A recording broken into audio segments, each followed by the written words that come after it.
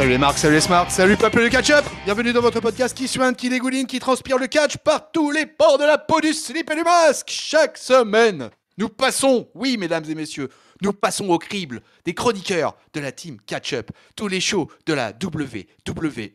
Aujourd'hui, on se retrouve pour commenter, pour reviewer le monde merveilleux du show bleu. On se retrouve pour Friday Night SmackDown, le 1171e du nom. Alors ça se passe à Kansas City, Missouri, USA. Alors Missouri, c'est juste à côté de Saint-Louis, là où va se dérouler le Royal Rumble 2022. Ça se passe dans l'aréna du T-Mobile Center. Aux commentaires, nous avons Michael Cole et Pat McAfee. Vous m'avez peut-être identifié, je suis votre dinosaure masqué. Que dis-je? Je suis votre luchasaurus des podcasts, je suis votre tonton catch-up. Et pour m'accompagner, c'est formidable, c'est extraordinaire, c'est historique.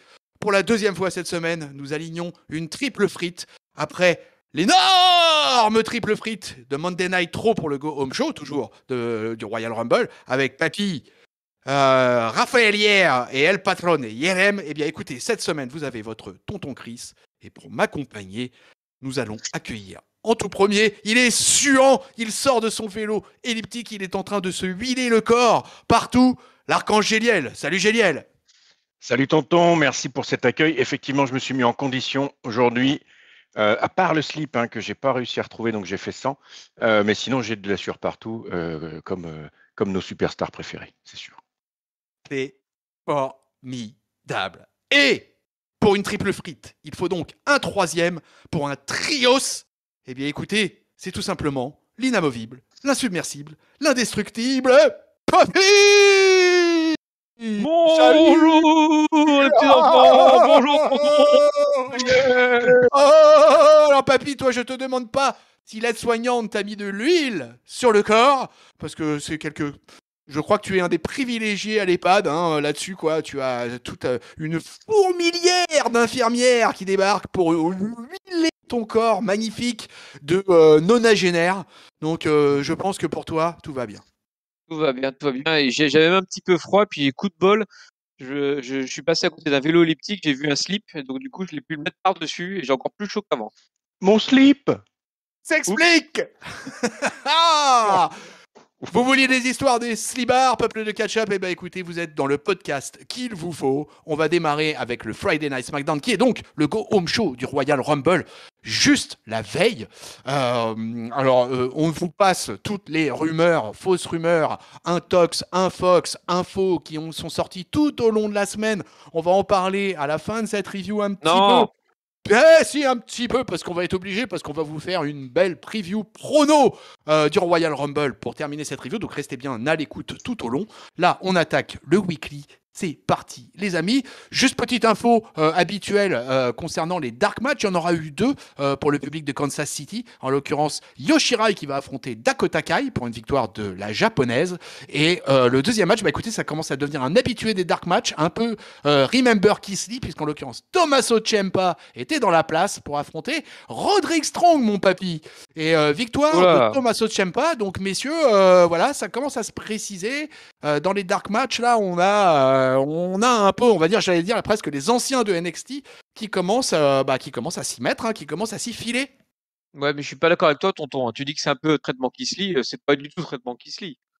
Là, on est plus dans un traitement de mec qu'on teste pour voir ce que ça a donné. Keith Lee, c'était un mec qui était monté, puis comme il n'y arrivait pas, on l'a fait redescendre en dark match. Là, on est vraiment sur des gars qui sont quasiment jamais apparus dans le main roster, ou alors à des très très rares occasions. Ouais, c'est vrai. Tommaso Ciampa avait participé à un Rumble déjà. Un Rumble et un Survivor Series, je crois. Mais bon, à part ça, on peut pas dire qu'ils soient ces quatre-là, tu les fous dans le main roster, personne ne les connaît, quoi. Ça reste des inconnus. Écoute, en fait, ce que tu dis, c'est intéressant parce que c'est à peu près ce que ça confirme. C'est-à-dire que sur les reports, alors je vais faire une petite digression, mais actuellement sur les SmackDown, Raw et Royal Rumble, il y a un duo de Français là qui s'illustre régulièrement sur les réseaux en participant, en allant assister en live au show et ils expliquaient donc suite au show de SmackDown qu'effectivement quand Ciampa, Shirai et compagnie rentraient dans les dark matchs, et ils se sont rendus compte à quel point le public vraiment les connaissait pas, et vraiment c'est vraiment un public, c'est fou en fait, c'est un public qui regarde pas du tout NXT pour la plupart et qui ne vient vraiment que pour le main show, que pour la big card. Et du du coup, ça rejoint ce que tu dis, papy. Je ne suis Peut-on pas les étonné. blâmer? Pardon. Comment? Peut-on les blâmer qu'ils ne regardent pas NXT? Pardon. Ah, papy, un avis là-dessus? Bah, non, on va pas le blâmer. Mais de toute façon, je pense qu'ils regardent absolument rien d'autre que le main roster de la WWE. Tu leur mettrais des gars de Impact, de l'AEW ou du Japon, ça serait le même effet. Hein. Oui. Ouais, c'est fort possible. Ouais. Bon, allez, en tout cas, on est à SmackDown, c'est parti. L'opener, ah bah, c'est tout simplement avec la Queen. C'est Charlotte Flair qui débarque sur le ring et qui va venir taper la promo d'ouverture pour expliquer que voilà, tous les catcheuses qui veulent remporter le Royal Rumble, alors elle va se choper de la cheap hit facile hein, en taclant. Alors je pense que c'était les Kansas City Chiefs, hein, c'est ça, hein, comme quoi ils gagneront plus jamais le titre et qu'aucun des 29 autres participants au Rumble match de toute façon n'a sa chance parce que la Queen est là et ça va chauffer. Alors elle explique hein, que bah, c'est toujours compliqué le Royal Rumble, que c'est impossible de se préparer véritablement parce qu'il y a des nombreuses surprises, il y a des retours, des rebondissements. Bref, elle nous vend le truc à fond. Elle va nous expliquer, Charlotte, qu'elle aurait pu attendre, que le public aurait pu attendre WrestleMania pour connaître leur adversaire pour le match de championnat, mais elle préfère garder les choses sous contrôle et ne pas tout de suite défier son destin. Hein, elle prend quand même des précautions, notre amie Charlotte. Et finalement, bon, elle va nous promettre, comme toutes les autres, qu'elle va gagner le Rumble et que ça changera le cours de l'histoire, parce que si en tant que détentiste du titre, elle choisira elle-même son adversaire pour WrestleMania. Là-dessus, d'autres catcheuses qui vont être présentes dans le Rumble match arrivent sur le ring. En l'occurrence, Shayna Baszler qui nous explique qu'elle va briser Flair comme une branche d'arbre. Ah, vas-y, Shayna Aliyah débarque aussi, toute excitée hein, pour son premier Rumble, quoi. Et peut-être même son premier WrestleMania, qui sait. Hein. Alors, bon, elle est complètement ignorée par Charlotte. Hein. Aliyah n'existe pas. Hein, voilà, quoi. Alors, elle a un petit t-shirt maintenant approprié, hein, puisque c'est Aliyah Tree 17 depuis sa récente victoire record face à Natalia. Ça va faire évidemment réagir qui? Natalia qui va se moquer d'Aliyah. Elle explique qu'elle a été immortalisée 3 fois dans le Guinness Book des records, qu'elle va éliminer Aliyah au Rumble match. Derrière, c'est Shotzi qui débarque. Elle va expliquer qu'elle va voler le show, qu'elle va voler le net à toutes les autres femmes avec sa victoire au Royal Rumble. Flair, elle commence un peu à en avoir marre. Elle va reprendre la parole, elle va expliquer que bon, c'est bon là, vous avez assez piaillé, assez donné votre avis toute là. Personne peut me vaincre de toute façon. Et là, une musique va retentir. Et c'est sous les acclamations. Alors là, ils la connaissent, hein, le public de Kansas City. En l'occurrence, la Blueprint, Sasha Banks est de retour. Donc là, 3 minutes d'entrée pour Sasha Banks. Hein, on applaudit. Ringside, bon, a perdu tout contrôle dans son canapé. Banks, elle arrive, elle chope le mic et elle annonce avec assurance son retour et sa disponibilité pour le Rumble match. Ah là-dessus, là, le public va répondre du Sasha à fond. Finalement, Flair va trouver également sa réponse à Banks, puisqu'elle va lui donner une gifle. Mais non, c'est Sasha qui va donner la gifle à la détentrice du titre. Et finalement, va se retirer assez rapidement sur l'éperon. Derrière, bah, ça va enclencher un gros brawl. Bagarre en général. Et Flair et Banks vont se retrouver face à face. Et Banks va parvenir à contrer une attaque de Flair, à l'éjecter du ring.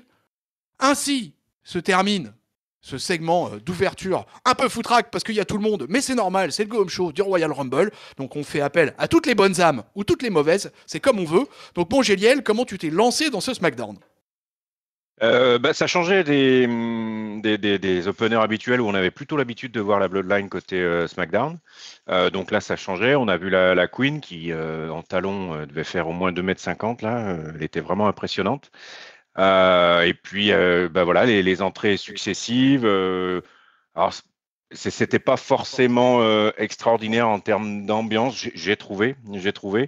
Mais disons que ça posait bien les conditions du Royal du lendemain, donc. Voilà.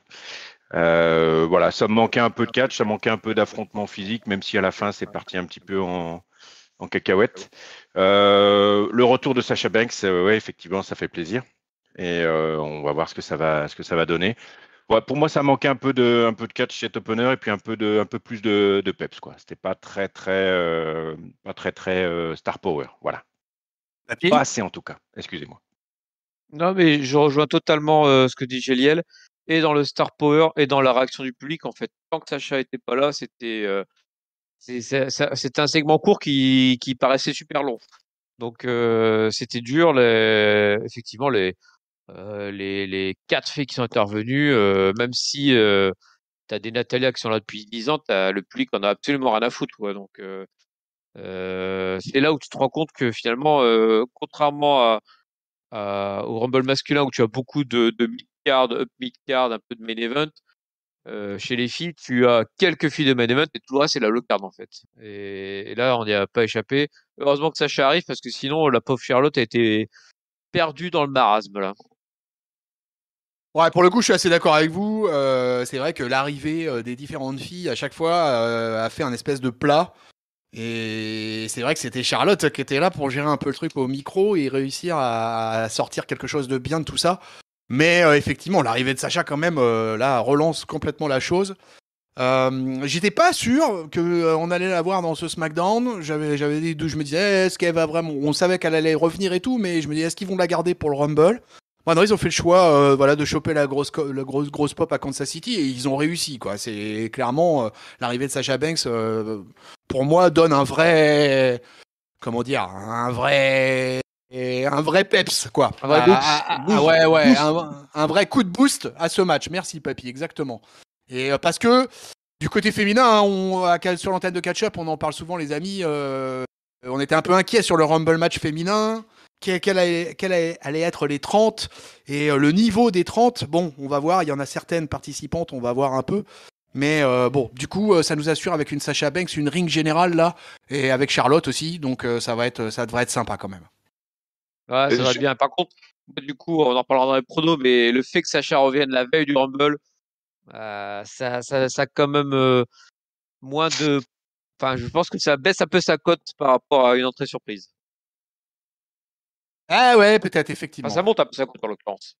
Ou ça monte sa cote. Ouais, ouais, ouais, ça monte sa cote. Ouais, ouais, plutôt, ouais, plutôt. Ouais. mais par contre, je trouve ça toujours un peu dommage, les retours à un jour du Rumble, sachant que, comme je l'avais dit sur le Discord, hein, venez, hein, sur le Discord, on parle beaucoup. C'est vraiment le fait d'entendre le 3-2-1 avec qui va arriver, qui constitue aussi une des grosses attractions du Rumble. Et lâcher comme ça, alors c'est très bien parce que, enfin, en fait, en gros, je ne sais pas si le Rumble avait besoin de teaser le retour de Sasha Banks un jour avant, plutôt qu'en invité surprise au dernier moment. Voilà. Ouais, j'imagine que c'est parce que, alors moi, je croise les doigts, mais j'imagine parce que dans ces cas-là, c'est qu'il y a d'autres surprises et que du coup, finalement, ils mettent le star power de Sacha en espérant et en gardant d'autres trucs sous le pied. Enfin, j'espère en tout cas, je croise les doigts. Ouais, j'espère aussi, mais comme on l'a vu, ils ont annoncé aussi beaucoup du roster du féminin très très en avance, avec des choses qui font pas forcément ultra rêver. Ça Ah, aurait mais été ils ont que bien d'avoir ça. une sur. Oui, je sais, ils ont tout mis en fait. Ils ont mis tout le monde. Et ils m'ont pas appelé parce qu'ils n'avaient pas mon numéro, mais je pense que s'ils avaient eu, ils m'auraient appelé aussi. Mais en tout cas, voilà, ça aurait pu être une surprise supplémentaire de voir Sacha débouler au Rumble. Bon, on verra. Voilà. Bailey, Bailey, Bailey. Ah oui, ah oui, ah oui. On va en parler à la fin. Vous vous excitez pas, les gars. On est qu'au début du show. On est chaud, on est chaud. Allez, on va voir un peu de catch là. On va avoir droit à un tag team match entre Ridge Holland, qui est donc bien de retour avec Sheamus, qui va affronter une paire Ricochet. Cesaro, ma foi pas mal. Au départ, on aura une petite rétro du Day One qui est diffusée au cours duquel Ricky avait cassé le nez de Ridge Holland avec un bon coup de genou dans la gueule. Il va y avoir il y aura une petite interview de Holland et Sheamus quoi. Bon, évidemment, ils promettent qu'ils vont casser la gueule à Ricochet et Cesaro, quoi, ce soir. Et Sheamus, hein, qui a souffert par le passé, quoi, il va tendre à son partenaire un masque de protection pour le match, quoi, en souvenir du bon temps, hein, les bons nez cassés, c'est toujours bien sympa, ça. Et puis c'est parti, quoi, et c'est parti pour un match de 11 minutes, mes amis. Et alors là, un Sheamus qui transpire la fureur. À la fois heureux d'avoir retrouvé son partenaire, apparemment, ils ont l'air de bien s'entendre, les deux British, là. Mais surtout, un Sheamus, on le sent là dans l'envie de cassage de gueule. Et ça, c'est parfait parce que quand un Cesaro est dans le même mood, et bah du coup, ça s'envoie dans tous les sens. Alors les gars, ils vont partir même à l'extérieur du ring. On va avoir notre ami Cesaro qui va avoir une session d'European Uppercut là, comme il sait faire. Les manchettes à l'européenne, ça va emmener Sheamus jusqu'en les barricades, mais Sheamus, il va pas s'en laisser compter, hein, il va revenir, il va s'en prendre, il va travailler Cesaro au corps très très fort. Cesaro finalement va réussir à surprendre Sheamus en lui collant à l'arrière, ça va permettre à Ricky de rentrer, venir porter son axe handle. Sheamus fait entrer Holland enfin dans le ring, quoi, mais c'est parce que vraiment Sheamus, le mec, en fait, t'as l'impression qu'il peut jamais s'arrêter et que le gars est là, ouais, vas-y, tag moi, quoi. Finalement, d'ailleurs, Holland, il rentre dans le ring et il se fait direct éjecter avec un dropkick de Ricky. Là-dessus, Ricky va faire un slingshot dive monstrueux. Mais le problème, c'est que quand tu fais un gros dive comme ça à l'extérieur et que tu viens sur 2 monstres, bah, si les 2 monstres te récupèrent derrière, bah, qu'est-ce qui se passe? Bah, c'est que tu te fais tabasser. Et c'est exactement ce qui va se passer. Sheamus et Holland vont s'acharner sur Ricochet pendant un bon moment. Le pauvre va réussir à remonter sur le ring, à réussir à taguer Cesaro. Là, Cesaro retourne à la bagarre avec Sheamus. Vraiment, les mecs se seront envoyés, mais du début à la fin, quoi. Finalement, Holland va réussir à avoir un petit tag aveugle sur la fin. Cesaro va tenter de balancer Sheamus, mais Holland va le frapper avec le masque. Et finalement, alors je sais pas, Peuple de Catch-up ou peut-être les gars, si vous qui êtes là, vous connaissez le nom du finisher de Ridge Holland parce que j'arrive pas à choper exactement une définition de son finisher à cet homme-là. Et finalement, victoire des Heels, victoire de Ridge Holland et Sheamus sur le finisher de Holland. Alors, on avait eu plusieurs variations avec Cesaro versus Holland, Ricochet versus Sheamus. Là, cette fois, on a eu le droit à la version tag team match. Et au bout du bout, un petit match de 11 minutes pour lancer les affaires entre les cordes dans ce SmackDown, mon papy. Un gros match pour démarrer. Alors, je cherche le finisher. A priori, je pense que ça s'appelle Northern Grift. Ok. Northern Grift, voilà. Je ne pourrais pas te le décrire, mais c'est ce qu'indique en tout cas www.com.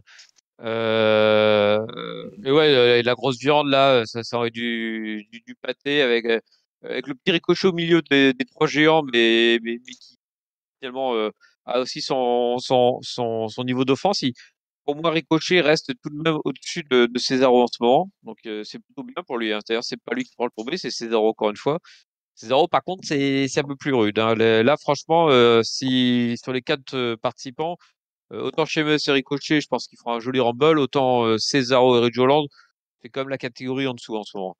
Donc voilà, ça continue un peu ce qu'on voit depuis quelques semaines, hein. C'est Sheamus en ce moment, il casse à peu près toutes les gueules qu'il croise, donc il est invincible. Donc je pense qu'il est trop invincible pour le rumble, mais en tout cas, il est très très bien repositionné.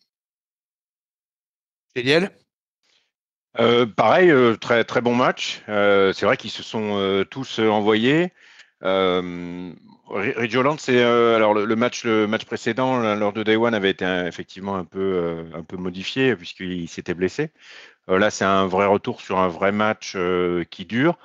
Très sympa, très sympa. Alors, contrairement à Papy, j'ai trouvé quand même Cesaro vachement dynamique. Enfin, bien, pas buildé trop faible, quoi. Il a eu des bons moments. Sheamus est effectivement incontournable en ce moment dans ce qu'il fait. Et Ridge Holland, enfin voilà, un bon tag team, j'ai trouvé.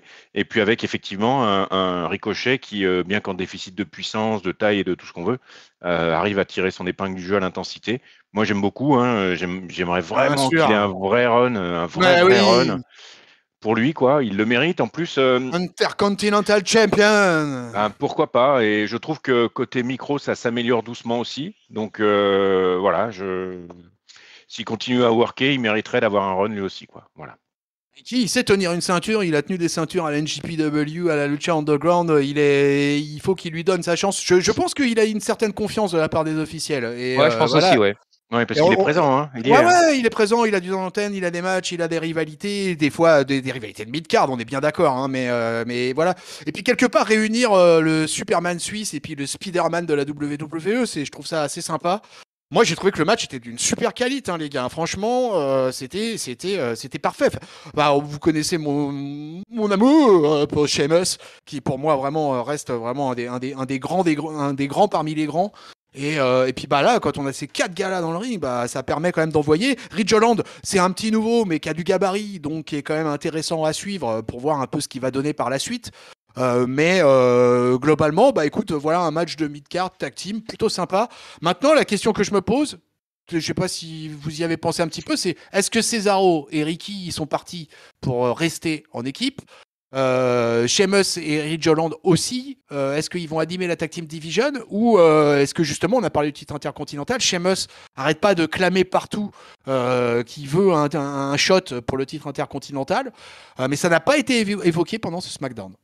Ouais, moi là comme ça, j'ai envie de dire, j'ai envie de dire qu'ils sont plus sur des histoires solo et que ils sont juste en équipe Cesaro et Ricochet par opportunité parce qu'il faut bien un coéquipier Ricochet. Mais pour moi, ces derniers temps, on a plus souvent vu Cesaro avec Mansour qu'avec Ricochet, quoi. Donc, là comme ça, je dirais non pour la tag team.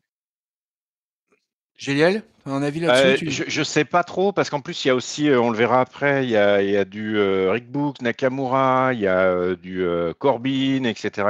aussi avec Madcap Moss. Donc il y a beaucoup de choses finalement en tag team qui pourraient qui pourraient durer en fait, au-delà des classiques Uso, New Day et compagnie.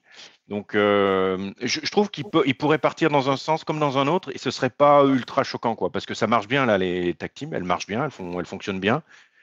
Donc c'est plutôt ouvert en fait en termes de, ça leur permet d'avoir un booking assez ouvert et assez facile pour s'orienter à gauche ou à droite selon ce qu'ils veulent faire quoi. Ouais, ok, bon, écoute, je crois qu'on est assez unanime dans tout ça. Allez, on continue le déroulé de ce SmackDown. Il y aura un petit segment avec un Seth Rollins assez agité, avec des commentateurs qui vont qui vont rappeler la victoire de Rollins et de Kevin Owens contre les Usos, quoi. Et ce qui a fait que ces derniers seront bannis du match entre Seth Rollins et Roman Reigns au Royal Rumble. Après, on va avoir droit à un gros package vidéo sur le Rumble en lui-même, hein. Et sur tous les moments forts de l'histoire, quoi. Hein. Alors, les moments forts de l'histoire au Royal Rumble, c'est tellement monstrueux que ça soit sur des matchs simples comme sur les Rumble matchs. De toute façon, le Royal Rumble depuis 1988 est parsemé de rivalités, de bagarres en tout genre, et de débuts et de retours. Donc on peut citer en vrac, on y voit les débuts des J Styles, le retour de Edge, Hulk Hogan et l'Ultimate Warrior, c'est un Rumble que j'ai regardé il n'y a pas très longtemps. La victoire de Drew McIntyre, du bel homme. Pat Patterson aussi, hein, on se réclame de Pat Patterson comme l'inventeur du concept du Royal Rumble match. Et puis on voit aussi toutes les grandes actions, genre les sauvetages de Kofi Kingston, de Naomi, tous les records liés en particulier à Kane et à Brock Lesnar. Le record, l'Ironman de Rumble, qui est toujours détenu à l'heure actuelle par Rey Mysterio avec 62 minutes et 12 secondes. Et puis ainsi que Bianca Belair aussi au niveau des femmes, quoi. Ce qui s'est passé depuis 2018 et l'intronisation des femmes dans les Rumble matchs. Voilà, et puis il termine par quoi? Oui, il termine par ceux qui ont gagné 2 fois le Royal Rumble, puisque c'est la raison, puisque Bianca Belair, si elle réussit un back-to-back, elle sera la première depuis Steve Austin il y a 24 ans, les gars, ça nous rajeunit pas. Vous avez quelques souvenirs? Oh, on le garde pour les pronos, les petits souvenirs de Rumble, mais on peut vite fait dire quelque chose. En tout cas, le package vidéo, quoi, à la gloire du Rumble match, la WWE, elle sait faire comme d'hab, hein. Ah, c'est gros package là. Là, ils ont mis le gros package. Ils ont même rappelé que Austin avait gagné 3 fois le Rumble. Et par contre, j'ai eu un doute. Ils ont dit que Edge était entrée numéro 1 l'an dernier, il n'était pas entrée numéro 2. Non, il était entrée numéro 1. C'est entrée numéro 2. Je pensais que c'était l'inverse. Je sais pas pourquoi j'avais l'inverse. Ok, bon, bah j'ai rien dit alors. Et d'ailleurs, à ce sujet, tonton, il peut faire aussi le back-to-back, Edge. Ne t'en déplaise. Non. Edge peut faire. Non, mais tu as tout à fait raison. Ne t'en déplaise. Pourquoi? J'ai jamais dit que ça me poserait un Parce que problème. tu as dit Bianca Belair, mais tu n'as pas cité Edge. Ouais, j'ai pas cité Edge, c'est vrai. J'ai donné la priorité aux femmes sur ce coup-là. Et par contre, si Edge fait sera son troisième. Là, par contre. Edge, faut-il encore qu'il soit dans le match? Ce qui n'est pas pour l'instant évident, puisque. Mais ça pétait la gueule par le mise. Surtout, il a un match prévu déjà, oui. Bah c'est ça le truc, c'est que bon, ça arrive dans le pay-per-view de Royal Rumble que tu aies un match et que tu participes au Royal Rumble match, hein, donc c'est absolument pas exclu que Edge fasse partie du match, hein, et puis de toute façon, comme je pense qu'ils veulent coller un max de star power comme chaque année, ça serait pas une mauvaise chose de mettre la Rated Superstar dans l'affaire. Moi je dis il mériterait, mais après ça n'est que mon avis. Plus de chance de voir Edge que de voir Christian. Bah, si tu veux, moi, je trouverais C'est pas. sûr. Ouais, je trouverais pas déconnant que le vainqueur de l'année passée vienne défendre son titre, si tu veux. Voilà, ça me paraîtrait assez logique, quoi. Donc, ça me choquerait pas d'avoir Edge dans le Rumble match, bien au contraire. Allez, en parlant de match, et ben là, c'est Naomi qui fait son entrée pour le prochain match, pendant qu'il y a Sonya Deville qui est encore en discussion avec l'arbitre, quoi. Donc d'ailleurs elle essaie un peu de le soudoyer plus ou moins, ou enfin en tout cas de lui faire acte d'autorité en lui disant que bah voilà, tu travailles pour moi mec, faut pas que tu oublies quoi. Mais bon, l'arbitre il a pas l'air trop impressionné par la tentative d'influence, et il lui explique que ça va se passer de manière équitable. Deville du coup elle débarque vers le ring un peu vénère.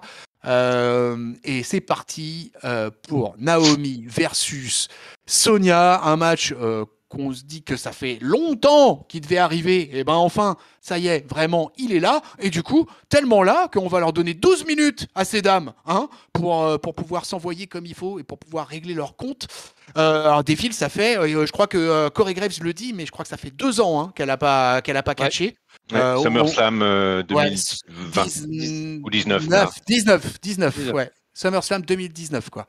Et elle a l'air pas trop rouillée, quoi. Elle va esquiver d'abord les premiers coups de Naomi. Elle va réussir à finalement donner un coup de pied dans le ventre à Naomi, la faire tomber au sol et enchaîner. Là-dessus, Naomi va quand même bien se défendre. Naomi, elle est catch quand même, ces derniers temps, on peut pas dire. Donc, elle est au taquet. Et puis, on sent la Naomi très, très énervée, qui a vraiment envie d'en finir avec Sonya Deville. Elle va réussir ses quelques coups habituels, ses coups de pied, ses dropkicks, ciseaux de tête. Naomi va tellement, d'ailleurs, elle en peut plus. Elle va taper une grosse gifle à Sonia, et Sonia du coup va sortir du ring. Euh, euh, à peine concernée, on se demande ce qu'elle va faire. Naomi va ressortir sur le tablier du ring pour frapper au visage. Deville va réussir à échapper une première fois. Elle va rouler à nouveau hors du ring. Bref, finalement, contre de tentative de DDT, il me semble, inversé par Deville. Elle va finalement porter un spinebuster pour le compte de 2. Naomi va kick out, va s'en sortir, va enchaîner les offensives. Gros crossbody du haut du ring pour un premier near fall. Sonia Deville va envoyer Naomi dans le turnbuckle, va lui coller son. Alors, quand j'ai lu ça, j'ai rigolé, les gars, ça s'appelle le Nightmare Pendulum. Attention, quoi, pour une tentative de tomber. Naomi, elle va répondre avec son Atomic Buster. Deville va s'en sortir. Finalement, au bout du bout, Naomi va réussir son rear view. Alors, pareil, j'ai trouvé des appellations incroyables. Son spit-legged moonsault pour la victoire. 1, 2, 3. Et alors là, je sais pas ce que vous en avez pensé, les gars, mais Naomi, elle avait gagné la Coupe du Monde de foot. Et elle était, mais comme une dingue. Ça faisait longtemps que j'avais pas vu un catcheur aussi heureux d'une simple victoire en weekly, en mid-card. Mais en tout cas, pour Naomi, c'était la fête du slip, et c'est bien le cas. Donc, folle de joie, elle chope le mic, elle remercie le public, elle est heureuse d'avoir enfin battu Sonya Deville. Elle annonce direct sa victoire pour le Royal Rumble. Elle s'emballe. Elle va un peu même trash-talker Deville au passage. Mais du coup, ça va faire revenir Deville un peu vers le ring. Qui est pas contente et qui dit que puisque c'est comme ça et puisque finalement c'est une officielle, elle se book le Rumble match de samedi soir, et puis c'est tout. Quelque chose à redire, monsieur Géliel? Ouais, moi j'ai trouvé le match super sympa, vraiment. Sonia Deville, je me souvenais pas qu'elle avait des moves un peu comme ça. Elle était assez stiff dans son. C'est parti un peu mollasson, mais c'était assez stiff dans son catch. Je trouve qu'elle avait certains mouvements assez sympas, dont le fameux pendulum là. Alors on sait pas trop, c'était spécial comme truc. Ça part elle la lève bien haut, puis elle la retombe avec. On sait pas si c'est botché, si c'est elle qui doit perdre ou si Ouais, il c'est était elle qui pas doit top, gagner. C'était bizarre ce truc, c'était impressionnant, mais je sais pas si c'était vraiment. Enfin bon, bref. En tout cas, c'était vraiment sympa. J'ai trouvé aussi que Naomi était un petit peu avec le frein à main au début du match, parce que je pense qu'elle devait être un petit peu aussi craintive de se faire mal tout de suite ou de pas avoir repris le rythme tout de suite. Sonia Deville, je sais pas. Enfin, je l'ai trouvé un peu sur le frein à main par rapport à ses dernières sorties. Mais non, sinon 11 minutes, très sympa, très sympa. Et puis effectivement, super contente. Il manquait plus que lui amener la Coupe du Monde, comme tu dis, tonton. Et on y était. Et puis la fin, alors la fin, t'as pas dit, mais en fait, Sonia Deville, elle est sortie, elle allait mettre sa veste d'officielle, elle est revenue justement pour dire que du coup, vu que maintenant elle était officielle à nouveau avec sa veste, et ben du coup, elle se bookait elle-même pour le Royal Rumble du lendemain. Voilà. Et ouais, donc du coup, ça continue la feud. On sent bien qu'il va y avoir un match-up entre les deux, un face-off entre les deux demain. Bon bah voilà, très sympa, très bien, très bien. Moi j'ai bien aimé. Oui. Ouais, mais c'est pas mieux que ce qu'ils font, ce qu'ils nous ont servi là pendant des mois. Là, on a du catch, du long catch en plus, du coup, avec une histoire qui se raconte dans le ring. C'est l'histoire avance, mine de rien, avec Naomi qui est en face sa victoire contre Sonia et on pense que ça va être un payoff, mais c'est peut-être pas sûr parce que finalement, hop, elle réutilise sa casquette, enfin, en l'occurrence sa veste pour se bouquer dans le Rumble. Donc c'est pas fini, mais au moins c'est pas encore top non plus, mais au moins ça avance plutôt bien. Ça y est, là c'est la rivalité est vraiment partie. Après peut-être 6 mois où il se passait rien. Effectivement, le pendulum de Sonia, je l'ai pas trouvé terrible du tout parce qu'en fait c'est tellement Naomi qui fait le move quasiment toute seule que tu as l'impression qu'elle lui fait un DDT inversé. D'ailleurs, c'est ce DDT, que ouais, disent les c'est ça. commentateurs, hein. Les commentateurs pensent qu'elle a fait un DDT, alors qu'en fait, non, c'est elle qui subit la prise. Donc, bon, bah, si elle veut l'utiliser, ce move qui, mine de rien, sur le papier, elle est impressionnante parce qu'elle part super haut, il faudra quand même qu'elle le maîtrise un peu plus Sonia parce qu'elle peut pas laisser sa partenaire faire tout le boulot sans accompagner le mouvement. Donc voilà. Mais voilà, donc je suis quand même, je reste comme satisfait dans l'ensemble de voir que l'histoire avance et que ça nous donne du catch en. Ouais, bah écoute, moi, j'ai été assez étonné parce que je m'attendais pas à un match d'une telle qualité et je m'attendais pas à un match d'une telle longueur et je m'attendais pas à la réaction de Naomi que j'ai trouvé, je sais pas, particulièrement surprenante, spontanée. Enfin, je sais pas ce qui s'est passé dans sa tête à Naomi là, mais vraiment la fin de match m'a vachement surpris et j'ai été assez euh, ouais, assez agréablement surpris aussi par le fait de cette qualité de combat. Ça faisait longtemps que j'avais pas vu Naomi sortir un aussi bon match. Tous les near falls, je trouve, étaient arrivés bien à point et ça a fait assez réagir le public finalement. Et donc les ingrédients étaient plutôt là et ça a donné un match globalement assez réussi. Donc, bah écoute, plutôt un bon point. Et puis alors franchement, un match de 12 minutes féminin à SmackDown, c'est quand même pas courant, quoi. Sauf si elles ont les honneurs du main event.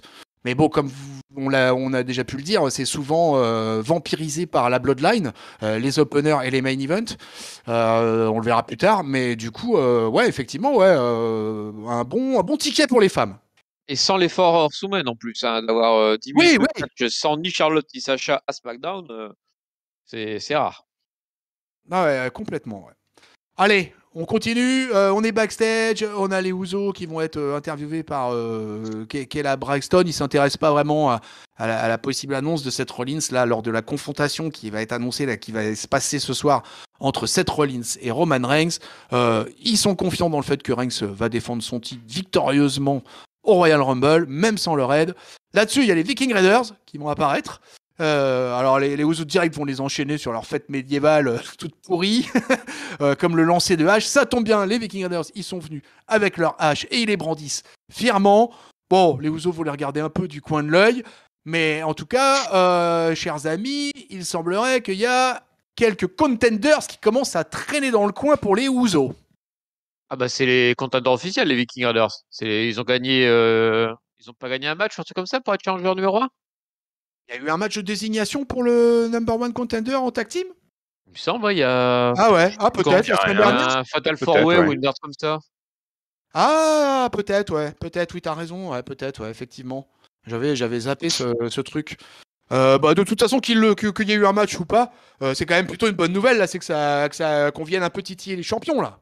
Ouais, par contre, j'ai peur que ça se termine en pré-show cette affaire s'ils se battent, hein, parce que y a pas une hype de ouf hein, sur cette rivalité. Non, c'est pas, c'est trop récent. Et puis, bon, Viking Raiders, enfin, j'arrive pas à mesurer leur hype au niveau du public pour voir ce que ça donne, quoi. Mais je suis d'accord avec toi, hein, ça va se finir en pré-show, hein. Enfin, ça se sent. Ouais, ça sent le pré-show. Allez, on Oui. continue. Il y en a un, on espère il ira pas en pré-show. Et surtout que Quoique, peut-être qu'à catch-up, on pourrait. Tant qu'il perd sa ceinture. Ah, je sais pas. Non, c'est pas de lui que j'allais parler parce que moi, j'allais dire qu'on pourrait peut-être intenter un procès à Sami Zayn.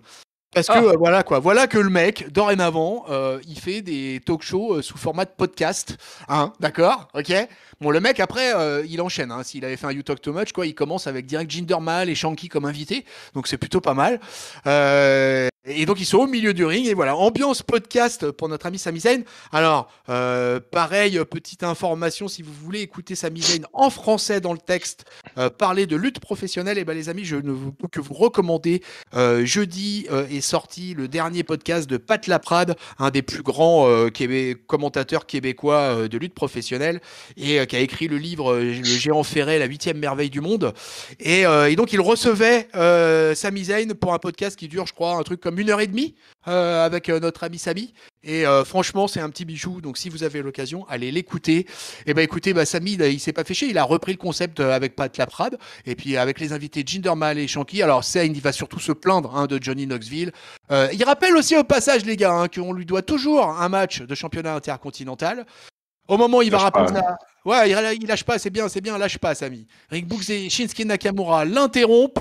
Et Shinsuke Nakamura va se permettre d'ailleurs de donner un coup de pied au visage de Sami Zayn. Là-dessus, on va avoir un match Shinsuke Nakamura, Rick Books versus Jinder Mahal et Shanky. Alors, Sami Zayn va être étonnamment éjecté du ring, mais c'est de terre tout de suite. Quoi. C'est-à-dire, il va prendre le coup de pied de Nakamura et il va disparaître aux commentaires. Et on va avoir un match, mais un match qui va être très très court, qui va durer 3 minutes 5. Alors là, vous allez adorer les amis, parce que sur les 3 minutes 5 de temps effectif de match, Nakamura apparaîtra exactement 27 secondes. C'est Rick Books qui va gérer l'entièreté alors on va dire des 2 minutes 34, 2 minutes 33 restantes. Victoire de Rick Books et Shinsuke Nakamura dans un match où il n'y a pas grand chose à raconter. Vraiment, les heels étaient là juste pour faire un peu de figuration et mettre en avant le so-called champion intercontinental. Bon, papy, je vais commencer avec toi pour qu'on crève l'abcès tout de suite, quoi. Hein, voilà. 2021, 2022, même combat avec Nakamura. Ouais, avec Nakamura, la feignasse, qui vient de parader avec sa ceinture, nous faire des petites photos avant le show en disant je suis plus blessé, je peux catcher. Et puis que dalle, quoi. Il continue à rien foutre et il continue à rien foutre. Contrairement à Boog qui fait tout le taf, qui en plus te démolit Shanky, alors que Shanky ça c'est un géant, mais Boog il est tellement impressionnant physiquement qu'il te fait des prises de malade avec un mec qui te fait 2 mètres de haut. Donc par contre, autant Nakamura c'est une grosse feignasse, autant Boogs, mine de rien, Boogs quand même, là dans le ring, il commence vraiment à enchaîner les trucs impressionnants. Et j'ai limite envie qu'il se débarrasse du boulet de Nakamura pour voir un peu ce qu'il pourrait faire en solo, le brave Boogs. Là il commence à faire un petit team en attention. Mais vivement que Nakamura parte de cette ceinture, là, c'est un cauchemar ambulant de le voir. Pareil. Et moi, je me dis que non, mais vraiment, hein, c'est Nakamura, grosse feignasse devant l'Éternel, on est d'accord. Et je me dis en fait que est-ce que ce serait pas Rick Books le plus légitime pour aller chercher cette ceinture intercontinentale, un de ces quatre. Ils vont, je sais pas, il pourrait y avoir un split sur le fait que Nakamura fait jamais rien, que Books lui dise, etc., etc. Ça pourrait arriver. Et puis cette tag team là avec quelque part l'underdog qui finalement arrive à prendre la lumière, elle me fait vachement penser aussi à celle avec Corbin et puis Oui. Madcap Moss, avec Rick Books qui nous étonne dans le bon sens du terme, et puis Madcap Moss qui est de la même manière, qui nous étonne dans le bon sens du terme, avec de la vitesse, de la puissance, et puis des moves assez intéressants. Donc deux belles constructions là entre Books et Madcap Moss qui sont arrivées dernièrement et qui confirment, alors en tag team pour le moment, même par quelques petits matchs courts en solo, mais qui pourraient aller plus loin, quoi, et qui sont plutôt sympas. Ouais, alors moi je suis un peu plus mitigé là dans cette affaire là, c'est-à-dire que bon, alors je vous rejoins à 1000% sur Nakamura. De toute façon c'est irrécupérable. Je pense que c'est terminé. De toute façon, j'ai fait une croix dessus depuis bien longtemps. Je n'attends que le jour de la délivrance, c'est-à-dire quand il va le perdre ce fameux titre. Après, moi je suis moins enthousiaste que vous sur Boogs. Moi Boogs, je le trouve assez quelconque. Il fait le taf dans le match et tout. Attention, je reconnais, il fait le taf, il n'y a pas de problème. C'est lui qui bosse de toute façon depuis le début dans cette tag team, donc je lui donne tout mon respect pour ça. Mais c'est pas un catch qui m'intéresse spécialement, quoi. Alors il est tanké et tout, mais il est assez petit. Je sais pas. Moi, je lui vois pas un grand avenir. Très franchement, ça sera un lot mid-quart d'heure respectable, certainement. Mais moi, en fait, dans cette histoire, je suis surtout déçu par rapport à Jinder Mahal et Chunky. Moi, ça m'a fait chier de les voir perdre. Ça me fait chier de ne pas les voir plus en avant. Je trouve que là, on a une équipe, une tag team top heel quasiment naturelle, qui sont physiques et tout. Ça me fait un peu chier de voir un Books tout seul, finalement, quasiment en handicap match, gagner le match. Je vous avoue que moi, ça m'a un peu gêné, parce que je suis sûr que Shanky, il était capable de le déboîter, le Rick Books. Donc, j'aimerais bien voir les Indiens un peu plus mis en avant. Et donc voilà ce qui fait que je suis pas très très convaincu par tout ce segment-là. Et Boogs avec un work qui passerait côté obscur? Parce que là, effectivement, le personnage est un peu caricatural avec sa guitare, machin. J'ai bien peur que Boogs en heel devienne un espèce de sous Elias. Et que alors, ça précipite encore plus, tu vois, la fin de son temps d'antenne à la WWE. Mais après, ça n'engage que moi. Moi, je vois ça comme ça. Mais pour moi, ça ne peut. Rick Books, il a un avenir en tant que babyface, certes, en heel. Alors là, je vois pas du tout, quoi. À moins d'une transformation du personnage. Ouais, après, je suis d'accord. Moi, je le vois pas en main eventer. Par contre, c'est en tant que solide gars qui. Bah, tu sais, t'en as eu des tonnes dans l'histoire des mid-carters Mais il en faut. qui sont juste là pour de temps en temps ramener un peu de muscle et de poids dans le ring. Donc moi ça, je trouve en tout cas je trouve je trouve qu'ils font un effort avec les quelques jeunes qu'ils ont fait monter récemment pour leur donner du temps d'antenne et les aider à progresser. Effectivement, la comparaison avec Matt Capnos me semble très bonne parce que Matt Capnos c'est exactement pareil. C'est un gars à qui tu lui donnes du temps d'antenne régulier pour qu'il puisse se faire les dents. Peut-être que ça marchera, peut-être que ça marchera pas, mais au moins il tente un truc. Un peu comme ils avaient tenté Komos aussi sur Arrow. Et puis pour Shanky, je l'enterre pas tout de suite. Je regarde là, il a 30 ans, c'est encore un jeune. 30 ans, 2m6, il peut très bien vite se remettre sur le devant de la scène en moins de 2. Oui, ouais, voilà. Enfin, de toute façon, c'est tout à mon avis est totalement subjectif. Voilà, Rick Books, c'est pas le genre de catcheur qui m'attire plus que ça. Donc c'est pour ça que je suis presque plus embêté pour lui, en fait, finalement, de tout ce qui se passe avec Nakamura. Mais lui, ça lui a permis finalement de bosser, d'apparaître à l'écran régulièrement, de catcher de plus en plus. Donc pour lui, c'est tout bénef et c'est tout ce qu'il faut en retirer. Et c'est très bien comme ça. Allez, on continue quand même dans le ring, puisqu'on va avoir un autre match de tag team, et en l'occurrence, c'est les New Day qui sont là, Biggie et Kofi Kingston qui vont affronter Madcap Moss et Happy Corbin. Ils auront un petit segment backstage, les New Day, avec Kayla Braxton, quoi. Et il nous explique, Kofi qui parle au pluriel, on va gagner le Royal Rumble. Nous allons gagner le Royal Rumble. Ouais, bon, non, c'est pas tout à fait comme ça, c'est every man for himself, Kofi, quoi. Ah. Bon, parce que finalement, puis il dit, ouais, mais tant qu'il y en a un de nous qui gagne le Rumble, c'est comme si on gagne tous le Rumble. Bah oui, c'est ça la règle du UD, c'est toujours été comme ça. C'est le Freebird Rules, même pour le Rumble match. Et puis finalement, écoutez, on va avoir un petit match de 7 minutes.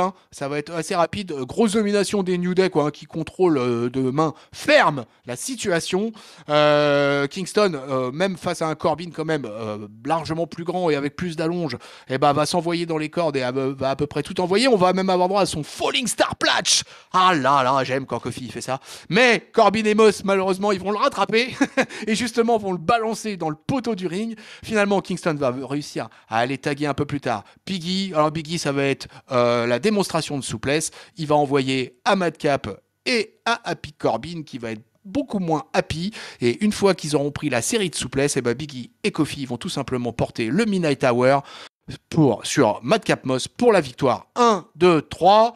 Les New Day sont là. Les New Day seront dans le Royal Rumble, mon cher Géliel. Et Biggie est un former champion. Et on va en parler de Biggie tout à l'heure. Super match. Moi, j'ai trouvé ça très sympa, très enlevé. Ça a été musculeux. Il y a eu Kofi qui a amené un petit peu de dynamique. Je reste toujours impressionné par la vitesse de Matt Catmos qui, quand il court en diagonale sur le ring, là, il va à une vitesse folle. Donc, c'est vraiment super intéressant. Donc, super match. Et puis, bon, victoire des New Day avec un Big E vraiment impressionnant qui est revenu rapidement hein, en mode tag team après la perte de sa ceinture. Et puis, ça se passe bien. Il est reparti avec Kofi. Donc, bon segment. Bon segment. Papy.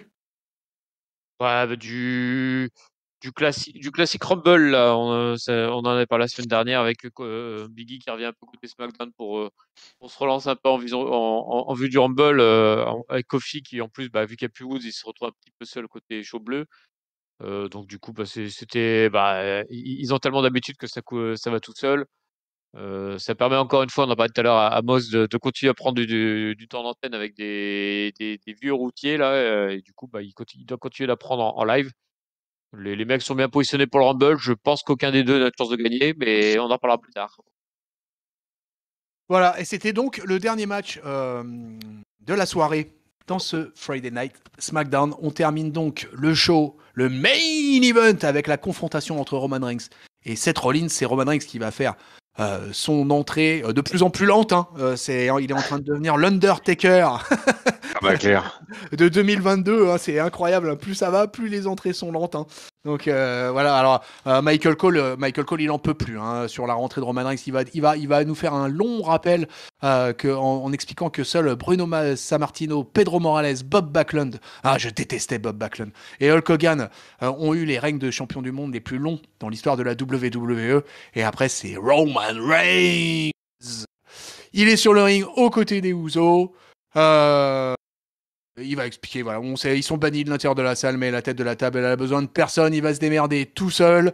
Là-dessus, il y aura Seth Rollins qui va débarquer sur le ring, toujours dans les costards les plus fous.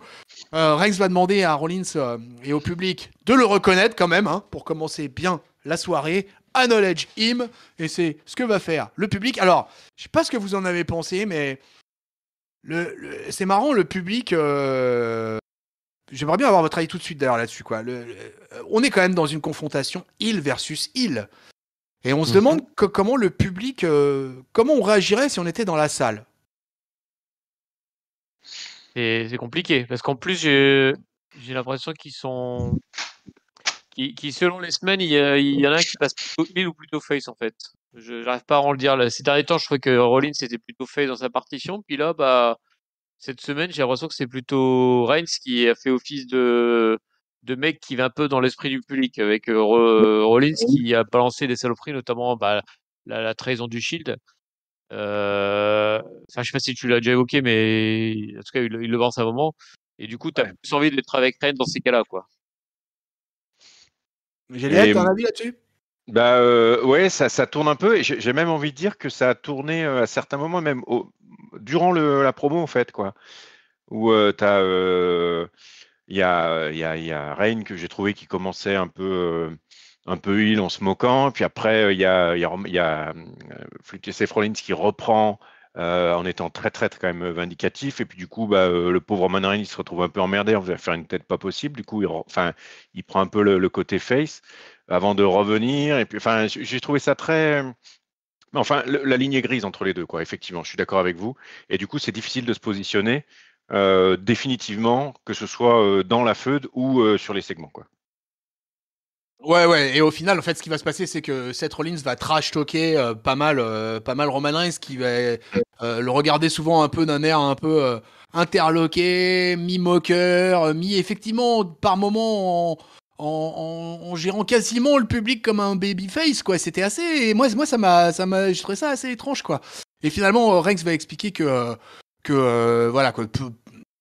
Il admet que Rollins et Owens ont battu ses cousins, qu'il sera tout seul. De toute façon, le résultat, ça sera le même, quoi. Rollins, ça me fait marrer parce qu'il lui dit que il est le mec qui fait la honte à sa famille, quoi.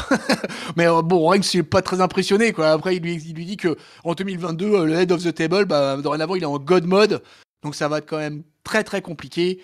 Et là, Rollins va marquer des points en expliquant que Reigns, il a jamais réussi à le battre dans un match de pay-per-view ou de championnat, rappelant le fameux cash-in à WrestleMania. Et que bon, même si voilà, les mecs c'est des anciens frangins, bah voilà, ils vont se la donner sévère au Royal Rumble. Donc là, on est vraiment dans un truc. Ouais, ils se balancent limite des private jokes finalement, l'un et l'autre. On évoque la période du Shield, comme tu l'as dit, Papy. On évoque finalement un peu tout ce qui a fait l'histoire de Roman Reigns et de Seth Rollins à travers ces 10 ou 12 années qui viennent de passer. 10 années qui viennent de passer. 10 années qui viennent de passer. Et finalement, Rollins terminera en expliquant que Reigns, c'est une blague, que ses cousins, c'est une blague, son père, c'est une blague, et que au Rumble, la Bloodline va partir en fumée. Et à ce moment-là, il va tenter de porter une attaque contre Roman Reigns, mais celui-ci va l'esquiver. Rollins va finalement quitter la salle. Et Reigns... c'est Reigns qui quitte la... Ah oui, c'est Reigns, pardon. C'est Reigns qui attaque Rollins. C'est Reigns qui attaque Rollins, ouais, t'as raison, ouais. C'est Reigns qui attaque Rollins. Et finalement, Rollins va quitter la salle et c'est Reigns qui va rester sur le ring. Pas content du tout. Et ainsi s'achève ce Friday Night SmackDown. Rendez-vous au Royal Rumble, papy. Rendez-vous au Royal Rumble. Effectivement, plus la promo montait, plus Reigns montait en tension. Il a commencé effectivement en le prenant un peu de haut, en blaguant un peu, puis petit à petit, il a commencé à plus parler du tout. Et Rollins a rappelé un peu ses exploits et notamment le cash-in de Mania, mais surtout il a rappelé la trahison du Shield avec le coup de chaise dans le dos. Et là, tu sens que ça a vraiment touché Reigns qui balance un moment I hate you. Et qui vraiment déteste Rollins. Voilà, là c'est devenu personnel, il le hait de tout ce qu'il a. Et c'est suite à ça justement qu'en fait il fait style qui s'en va, puis il rattaque Rollins qui l'évite et qui après fuit le ring. Mais t'as l'impression qu'il y a un truc qui a switché dans la tête de Reigns et qui s'est mis en mode rivalité personnelle avec de la haine contre Rollins. Et c'est pour ça que je pense moi perso que quand à la fin de ce segment-là, t'es limite voilà, on est sur du gris, mais le gris clair est plutôt côté Reigns qui, en fait, voilà, il a la haine contre Rollins suite à la trahison et à la fin, et avoir précipité la fin du Shield. Je le vois comme ça en tout cas. Ouais, et j'ai bien aimé la promo de Rollins quand il lui fait le coup de la chaise, il fait ah, elle pique celle-là. Hein. Oui, elle pique, elle pique celle-là. J'ai adoré comment il a tourné ça. Et la promo de Rollins c'est encore vraiment impressionnante, je trouve. Alors il est plus dans le réactif cette fois-ci, Roman Reigns. Mais ils sont bien envoyés et ça donne envie pour le match, quoi, en tout cas. Hein. Ça a hypé bien comme il fallait. Bah écoutez, moi j'ai trouvé ça assez long. Je suis hypé pour le match. En fait, j'avais même pas besoin finalement de cette promo là. Je sais pas. J'ai pas. C'est bizarre. J'ai du mal à accrocher. En plus, j'ai tellement de mal à voir Seth Rollins gagner ce match. Roman Reigns me paraît tellement intouchable là. Je vois pas jusqu'à WrestleMania qui c'est qui va pouvoir de toute façon déloger la tête de la table. Donc voilà. Donc c'était pas mal, mais moi j'ai trouvé que c'était un peu redondant. Les explications de trahison du Shield, du cash-in à WrestleMania, etc. On les a déjà entendues la semaine dernière, on les a entendues la semaine d'avant. Bon, donc j'ai trouvé ça un peu répétitif. Je vous avouerai, moi j'ai pas été super emballé. C'était pas mal, mais c'était pas, voilà, ça m'a pas transcendé cette affaire. Allez, et on va pouvoir vous donner, peuple de catch-up, le ressenti final de ce Friday Night SmackDown avec le top flop note. Tiens, allez, on va commencer avec l'Archange. Alors mon top, je vais le mettre au match des femmes avec Naomi et Sonia. 11 minutes, je crois, d'un truc que j'ai trouvé très sympa. Alors surprenant sur effectivement la joie affichée par Naomi. J'aimerais bien voir ce que ça donne sur les réseaux parce que voilà, faudrait que je regarde ça si ça a été un peu repris. Le fait que Sonia Deville, finalement, une ring, elle n'était pas, après 2 ans et demi, elle n'était pas si ridicule que ça. Donc, mon top, même si c'était pas le match de l'année, mais c'était très sympa. Mon flop va aller à Nakamura. Je te le pique, papy. Faut vraiment. En plus, moi, ce qui m'inquiète par rapport à ça, c'est qu'il n'y a rien qui se construit sur le fait qu'il va la perdre ou il peut être mis en concurrence. Et du coup, ça m'inquiète vraiment, vraiment, parce que là, ça veut dire qu'on est, en admettant qu'ils construisent un peu, ça va pas être au Rumble. On va dire qu'il va la perdre dans Pay-Per-View. C'est-à-dire qu'on va se taper encore un mois de Nakamura transparent avec sa ceinture. Donc, c'est insupportable. Et puis la note, J'ai pas trouvé que c'était un go-home show terrible, quoi. Il y a eu quelques rappels, effectivement, sur les matchs avec Lesnar, etc., etc. Ça a été un peu ça a tourné un peu autour du Rumble. Il y a eu la promo, effectivement, Rollins-Reigns. J'ai trouvé que ça faisait moins le taf que d'autres go-home shows que j'avais pu voir. Donc, même si c'était divertissant, je n'irais pas au 3 et je resterais sur un 2,75 parce qu'il y avait des matchs, il y a eu un peu de catch quand même. Ok. Intéressant. Je rejoins Gilles sur pas mal d'aspects. Déjà sur le top, si je m'écoutais, je mettrais le même que lui. Parce que le match, c'est celui qui a raconté le plus d'histoires. Finalement, ce match-là, il y a eu des grosses imperfections. Les filles, en plus, c'est pas vendu haut de la carte, mais par contre, ça a raconté une histoire, ça a avancé. Enfin, depuis le temps, on se plaint que c'est des segments de 30 secondes qui servent à rien. Là, on avait vraiment eu quelque chose entre Deville et Naomi. Donc, j'aurais envie de lui donner le top. Si je dois trouver un autre top, du coup, pour éviter de faire la redondance, je vais le donner à la promo finale. Parce que moi, en fait, la rivalité Rollins-Reigns, je suis un peu comme toi, tonton, j'en attends pas plus que ce qu'il y a dans le ring. Et surtout, ce qui m'énervait, c'est que pour l'instant, elle était vendue juste en disant, oh, c'est anciens du Shield, mais gna gna gna, on s'en fout. Et à part se gargariser là-dessus, je trouvais qu'il n'y avait pas grand-chose de fait. Et comme en plus le Shield, je l'ai déjà dit plusieurs fois, je m'en fous, et ben du coup, ça me faisait pas grand-chose. Ça m'en touchait une sans faire bouger l'autre. Là, le fait que Reigns semble enfin un peu touché par les arguments de Rollins, ça ressemble plus à du catch, quoi. Ça y est, là, les gars, ils détestent, ils vont se taper dessus. Et bien sûr, c'est des grosses ficelles, mais au moins, voilà, ils ont réussi à vendre un peu plus leur match. Mon flop, je vais pas le donner à Nakamura, du coup, vu que Juliel a été très gentil de le prendre pour moi. Je vais en profiter, je l'avais annoncé. Je vais le donner, du coup, à toutes les autres chaînes de catch françaises qui me font chier à balancer des fausses news et des vraies news ou des j'en sais rien news en allant pomper les infos des États-Unis, en essayant de se faire bousser à faire du voici à 2 balles là, et en balançant en une des photos de potentielles personnes qui vont venir au Rumble. Je dis bouh les autres chaînes, vous êtes des voilà, je vais pas dire trop de gros mots, mais j'en n'en pense pas moins. Voilà, si vous voulez écouter de l'information de qualité avec des sources sûres et sans se faire spoiler par des rumeurs à 2 balles, écoutez Catch Up et n'écoutez pas les autres chaînes françaises. Voilà, je le dis. Et ma note, du coup, je vais donner un 2,75, aussi comme Géliel, parce que j'ai trouvé que ce SmackDown était quand même bien en dessous du Raw, là, en termes de construction du Rumble. Autant Raw, j'avais l'impression de voir des gars dire, ah, c'est du bon niveau là qui va renforcer le Rumble. Autant là, notamment quand on a eu le segment de défi d'ouverture, je me suis dit, ouh là là, c'est pas folichon ce qu'on a le Rumble cette année, quoi. Et donc, j'ai pas trouvé que ça avait super bien rendu le Rumble. Donc, mais le show se tenait bien quand même, hein. Il y a pas de catastrophe. Donc, c'est pour ça que je donne aussi un peu plus qu'à moyenne, un petit 2,75. Ok. Écoutez, moi je vais donner mon top au tag team match Ricky Cesaro contre chez Ridge Holland et Sheamus parce que c'était vraiment le meilleur, pour moi, le meilleur match de catch de la soirée. Mon flop. Je vais pas le donner, hein. Putain, je l'ai la semaine dernière. Alors, j'ai l'impression à chaque fois cette semaine oscillé entre Madcap Moss et Nakamura. Il Donc, fait tout pour Nakamura quand même, hein.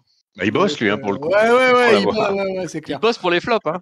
Ouais, et du coup, je vais le donner dans le sens inverse, c'est-à-dire que je vais donner mon flop au Booker pour en fait avoir mis en avant Shinsuke Nakamura et Eric Books aux dépens de Jinder Mahal et Shanky, quoi. Ça me fait chier, ça me saoule de voir ce tag team indien. Ouais, ça vraiment, je sais pas pourquoi, mais vraiment, ça me déplaît totalement. Je trouve que cette tag team elle est prometteuse et qu'il y aurait des choses à faire. Donnez-les-moi en manager, là, vous allez voir les Indiens ce que je vais en faire, moi. Et puis la note, c'était un go home show.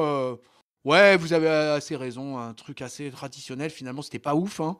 Donc, moi, j'étais pas loin de lui mettre la moyenne. Alors, je vois, vous avez tout mis un 2,75. On va rester à l'équilibre. Et puis, je vais mettre un 2,75 aussi. Allez, comme ça, c'est plié pour ce 1171e Friday Night SmackDown. Et peuple de catch-up, restez en ligne. Nous sommes toujours là. Roulement de tambour, car nous allons passer au prono du Royal Rumble de samedi soir. C'est parti, la carte, c'est facile, il y a 6 matchs. On va commencer par les single matchs et on se regardera pour la fin les 2 Rumble matchs féminins et masculins, messieurs. Eh bien, écoutez, on va commencer avec quand même du lourd, puisqu'on va commencer avec Edge et Beth Phoenix, le Great Couple, qui affronte le Hit Couple, Miz and Maryse. Génial. Je vois pas d'autre issue que la victoire de Edge et Beth Phoenix. Voilà, donc pour moi, il n'y a pas de vraiment match. D'ailleurs, s'ils veulent pas venir miser Maryse, qu'ils le fassent, on va tous gagner beaucoup de temps. Voilà. Papy. Bah, il y a une autre issue à ce match, c'est que la victoire de Miz et Maryse, Ah, qui me semble tout à fait possible et qui, pour le coup, pour moi, permettrait d'ouvrir la porte à une arrivée des perdants dans le match du Rumble. C'est souvent ça, généralement. Quand tu perds un match juste avant un gros match à stipulation, tu as une deuxième chance dans la foulée.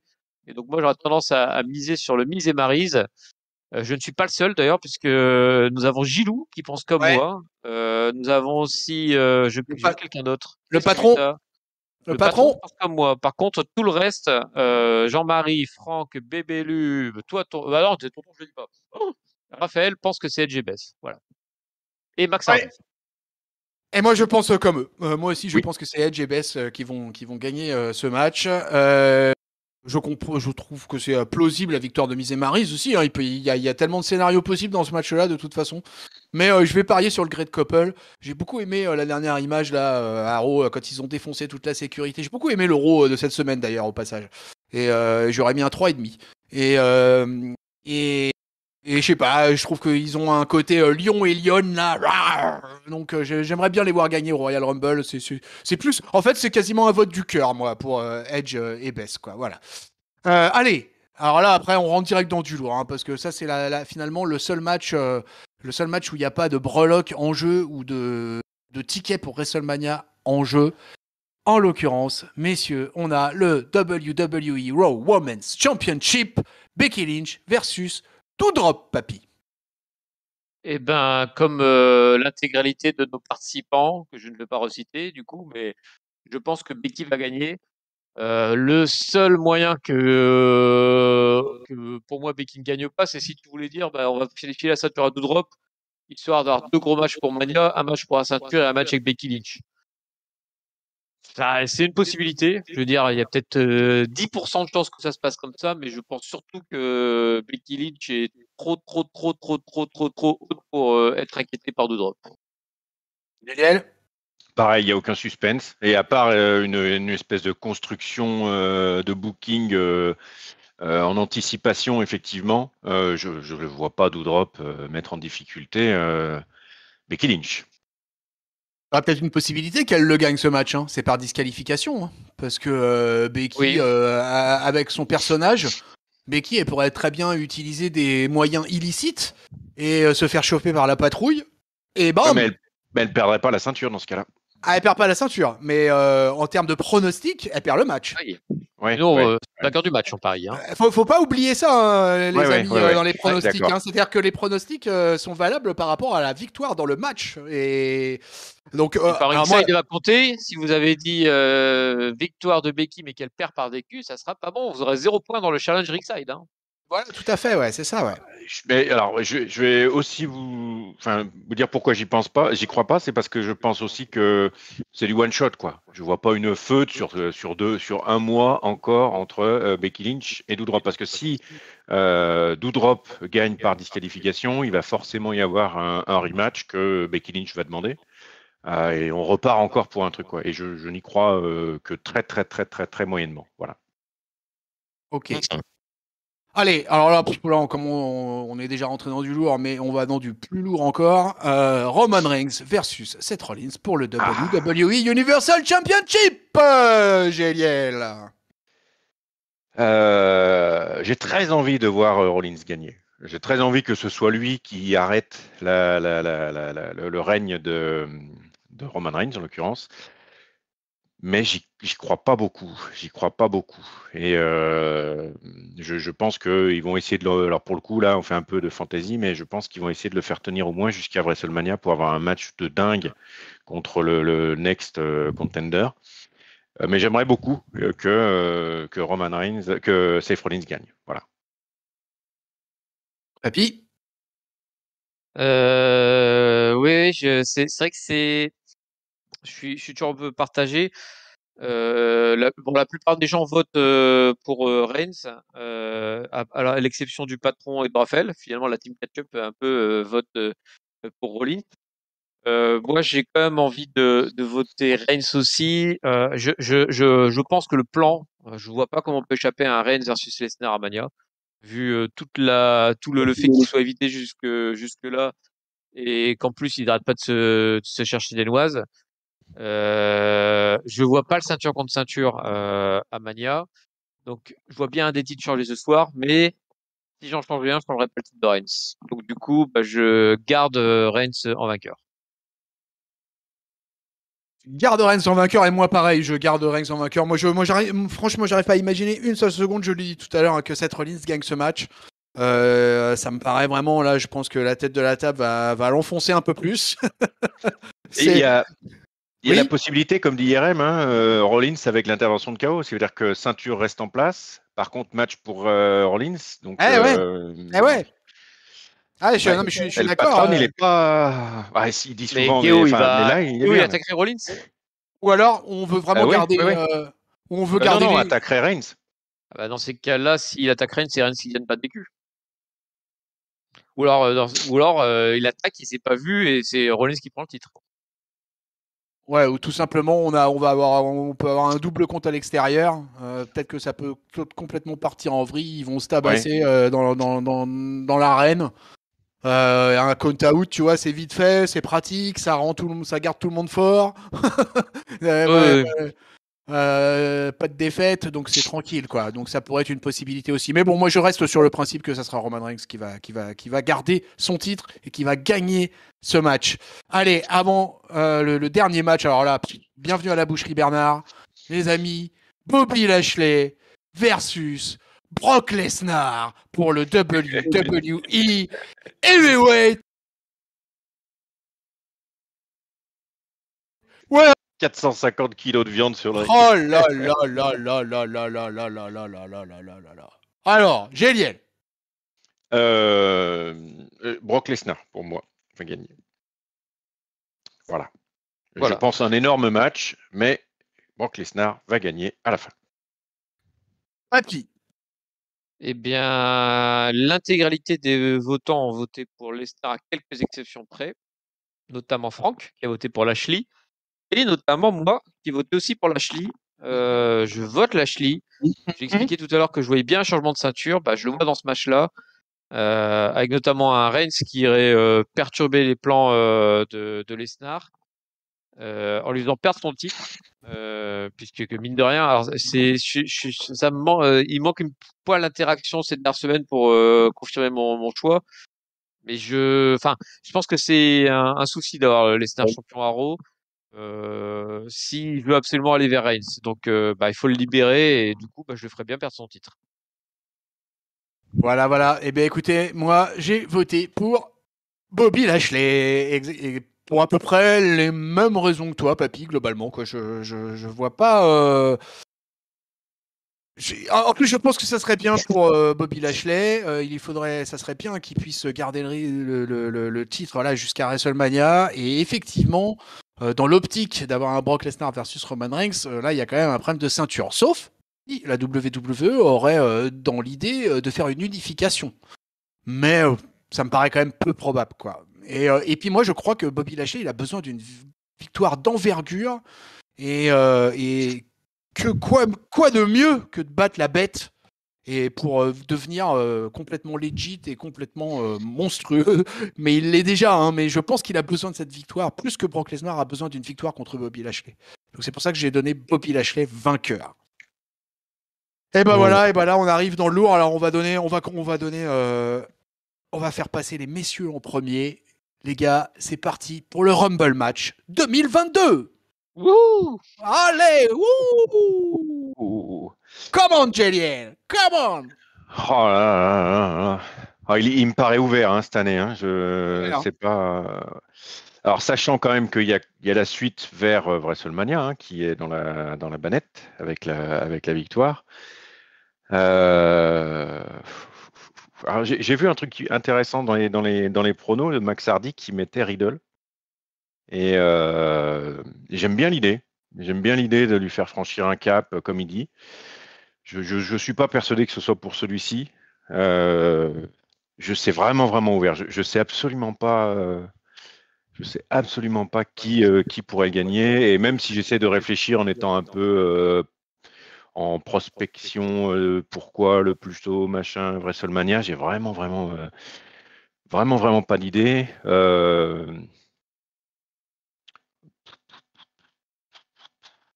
Allez-y, allez-y. Je passe mon Je tour, commence. je viendrai Voilà. après. Vas-y. Bon, je donne sa vie du coup en attendant. Donc effectivement, c'est très ouvert puisque je pense que quasiment tout le monde a donné des noms différents puisque Max Hardy a donné Riddle, comme tu l'as dit. Raphaël a donné Jay Styles. Gilou a donné Biggie. Bébélu a donné Bobby Lashley. Je reviendrai sur son avis qui est très Ah. intéressant. Franck Franck TM a donné Orton qui jouera à domicile. Et Jean-Marie a donné AJ Styles. Voilà, deux voix pour AJ Styles. Et Yerem donne Roman Reigns. Tiens, bah voilà. Et lui, il a fait le. Alors, c'est marrant parce que Yerem et Bébélu, je pense qu'ils ont fait le même raisonnement que moi. Et que le mec qui perd, en fait, un des matchs pour le titre de champion sera le vainqueur du Rumble. Et donc, du coup, bah, moi, parmi mes perdants du match du championnat, je vote pour Lesnar en tant que vainqueur du Rumble. En plus, voilà, c'est en termes de gros noms et de gros palmarès, il se pose là. Et puis derrière, il irait directement sur Roman Reigns. Ça me semblerait tout à fait sympathique à voir. Eh ben moi, je vais faire un back-to-back, puisque je vais voter pour le même que l'année dernière. En l'occurrence, Kevin Owens. Ça fait tellement d'années que j'attends de voir Kevin Owens gagner le Royal Rumble. Je trouve que c'est un mec qui est taillé pour la victoire de ce match-là, qui serait tellement génialissime au mic jusqu'à WrestleMania pour faire monter la sauce. Enfin, vraiment, j'attends que ça depuis longtemps. Je crois qu'il est à la WWE depuis 2014 dans le main roster. Non, pas 2014, non, 2015 ou 2016. Et enfin bref, et donc j'adorerais voir Kevin Owens vainqueur du Royal Rumble, donc ça sera mon vote. Et puis bah voilà, messieurs, on rentre dans le Rumble match. Ah, Julien, il n'a pas voté du coup. Ah, Géliel, bah oui, c'est vrai que Géliel, du coup, t'avais pas donné ton, t'avais réfléchi. Oui, eh bien en fait, je trouve que tu as raison. Et j'aimerais beaucoup voir Kevin Owens gagner le Rumble. Il le mérite depuis un certain nombre d'années pour moi, et notamment les dernières. Là, il a été avec Seth Rollins, il a été vachement présent, et il mériterait ce push, et ce push vers WrestleMania, ce serait pour moi mérité. Donc Kevin Owens également. Voilà. Moi, je trouve qu'on a une belle chance, c'est qu'on a un Rumble match hyper ouvert cette année. Les pronos que tu viens de donner, Papy, hein, en sont la preuve, quoi. Tout le monde a quasiment un vainqueur différent. Et ça, c'est vraiment chouette, quoi, pour le suspense du match. Donc après, évidemment, ça va être aussi, on va être largement dépendant de ce qui va se passer dans les autres matchs précédents. Mais c'est aussi ce qui fait le sel de ce pay-per-view et ce qui fait que c'est peut-être, en tout cas pas loin, si c'est pas le premier, souvent le deuxième meilleur pay-per-view de l'année. C'est pas pour rien, quoi. Et allez, on passe aux femmes, le dernier match de la soirée. Alors, je vous ai pas donné les choses dans l'ordre, hein, mais pour nous, en tout cas, dans les pronostics, notre dernier match, ce sera donc l'honneur aux femmes. Géliel, le vainqueur de Royal Rumble féminin 2022 sera Bayley. Bayley. Ding Ah, dong. ça serait bien ça. Voilà. Et alors, on en parlera peut-être à l'issue, mais effectivement, je rejoins Papy sur son flop, quoi. Insupportable, les spoils, les machins, les trucs comme ça. On est obligé de dodge tout Internet pendant quasiment une semaine pour éviter de voir et le retour de machine et le retour de machin. Et machin a été vu dans un taxi qui était à 25 km de la ville où va se tenir le Royal Rumble et tout et tout. Insupportable, quoi. Et donc, je passerai sous silence toutes les rumeurs à la con qui ont été remontées, diffusées, relayées, etc., pour un intérêt assez faible, je trouve. Mais par contre, voilà. Donc Bayley pour moi, parce que c'est son moment. Voilà. Et puis, Ah, ça me ferait tellement plaisir que ce soit Bailey. Ça me ferait tellement plaisir. Alors, on a aussi des choix, alors un poil moins variés dans les pronos. Après, c'est parce que je pense que c'est aussi moins de têtes d'affiche. Max Hardy voit Rhea Ripley. Parce que lui, en fait, il pense que ça sera quelqu'un pour aller chercher Becky. Raphaël voit Bailey aussi. Gilou voit Ripley aussi. Voilà, ça s'équilibre un peu. Bébélu voit Bailey aussi. Franck voudrait voir Asuka. Alors, ça serait une sacrée surprise. En plus, elle l'a déjà gagné. Jean-Marie vote Ronda Rousey, voire Liv Morgan si Ronda Rousey n'est pas là. Bah, ça, c'est de la triche, Jean-Marie. Si, Ah ouais. si tu paries sur quelqu'un qui n'est pas à la WWE, qui ne catche pas, qui est retraité et qui est mère de famille, et ben dans ces cas-là, il faut assumer jusqu'au bout. Faut pas parier Liv Morgan derrière, surtout qu'il ne catche pas vraiment non plus. Enfin bref. C'est l'une ou c'est Et l'autre. c'est l'une ou c'est l'autre. Voilà. Donc Jean-Marie, de toute façon, tu n'auras pas de points. Voilà, ça t'apprendra à donner deux choix. Il faut assumer, c'est comme les prénoms. Voilà, c'est soit Jean, soit Marie, on prend pas les deux. Et IRM vote Bailey. Ah, il y a beaucoup de Bailey. Bailey, ça me plairait bien, Bailey. Moi, dans mon, j'ai un tas de favoris. Moi, j'aimerais bien Bailey, ça serait cool. Je trouverais ça cool aussi que ce soit Alexa Bliss pour qu'elle revienne catcher un peu et qu'elle arrête de faire des vidéos pourries. La relance de direction sur Charlotte, ça me plairait bien aussi. J'aimerais énormément que ce soit Beth Phoenix qui, après avoir perdu son match contre le Miz et Maryse, déboule dans le Rumble et puis gagne derrière. Alors ça serait terrible. Ben, j'avais un autre choix et puis bah, du coup je vais aussi faire un peu un choix du cœur aussi on va dire à la tonton. Et moi je vais voter pour le back-to-back Bianca parce que bah voilà, moi je la trouve tellement énorme depuis sa victoire au Rumble que je trouve que bah en tant que première femme à faire le back-to-back, bah, ça serait parfait. Et puis elle aurait totalement voilà, pour moi elle a tout ce qu'il faut pour le faire. Et puis j'ai vraiment envie de l'avoir dans le main event de WrestleMania. Donc Bianca coup de cœur back-to-back. Ça, c'est fantastique. Hein. Là, franchement, là, si elle réussit ça, un chapeau. Hein. Là, ouais, ouais. Et pareil, je suis hypé pour le match féminin aussi, moi, parce que je pense aussi qu'il y a plusieurs vainqueurs potentiels. Et je trouve que ça, c'est plutôt cool parce qu'il y a Charlotte aussi qui peut très bien avoir décidé de rouler sur tout le monde, qui va péter un record d'élimination, qui va être la Iron Woman, qui va gagner le Rumble, enfin, qui va détruire toute la concurrence. Ça peut être ce mode-là. Ça peut être une Bianca Belair qui fait un back-to-back. Ça peut être une Bayley qui fait un retour fracassant en n'ayant justement rien annoncé, en laissant quasiment rien filtrer, l'une des rares à avoir rien laissé filtrer. Et puis la veille, le soir de SmackDown dont on vient de parler, t'as une Sasha Banks qui vient de revenir. Donc moi je trouve que c'est plutôt pas mal le booking des filles. Et je suis plutôt hypé. Et moi je vais voter Ronda Rousey. Et je vais faire le back-to-back féminin comme j'ai fait l'année dernière. Écoutez la review de l'année dernière, j'ai fait la même chose. Et l'année dernière, j'avais déjà voté Ronda Rousey. Bah, je vais le revoter cette année. Voilà, cette année, j'espère que Ronda Rousey va rentrer. Alors, je vais rebondir sur ce que disait Géliel tout à l'heure à propos des rumeurs, des infos et tout ça. C'est hallucinant. Hein. C'est-à-dire que moi, comme je gère le Twitter de Catch Up, bah, je suis bien obligé d'y aller pour pouvoir mettre notre promotion, messieurs. Donc, il est difficile de pas voir tout ce qui s'y passe et tout ce qui s'y bruisse et tous les trucs. Je pense que si on se référait juste à Twitter, on aurait à peu près 70 entrants par match, hein, féminin et masculin. Hein. Je peux même vous dire que Georges Brassens a été annoncé en numéro 30. Hein, donc, ça déconne pas. Eh, mais ouais. Et donc, ce n'était pas le radeau, c'était la méduse, ce bateau, mes amis. Et donc vraiment, ça c'est un peu n'importe quoi. Donc tout le monde a été annoncé cette semaine, donc il y a de quoi faire un tri largement. Là où je rejoins pas trop les critiques qui sont lancées à la WWE sur l'annonce au préalable des catcheurs ou des catcheuses dans le Rumble match, moi je suis pas spécialement d'accord avec ça parce que déjà en termes de chiffres, si on regarde sur les 15 dernières années du Rumble, il y avait entre 20 et ça va jusqu'à 27 participants qui sont annoncés avant le Rumble, le pay-per-view. Pour vous donner l'exemple, le record, c'est le Royal Rumble 2020, avec 27 participants annoncés au préalable. Il n'y avait donc que 3 noms pas possibles. Mais même quand on va plus loin, par exemple, le 2015, il y avait 23 noms déjà annoncés. Donc en fait, peut-être qu'on s'en rend pas compte, ou peut-être qu'on n'est pas content de ça, mais en fait, ça fait des années que la WWE fonctionne comme ça. Et finalement, ça laisse peu de place au retour et aux énormes surprises, quoi. Mais par contre, quand il y a des énormes surprises, bah, elles marquent. Donc, 2020, Edge. 2016, AJ Styles. Voilà, ça fait partie des moments dont on se souvient dans le Rumble. Et donc, je me demande quand même si cette année, on va pas avoir droit à quelque chose comme ça, comme il y a eu beaucoup d'annoncés. Là, je crois qu'ils ont été 24 ou 25.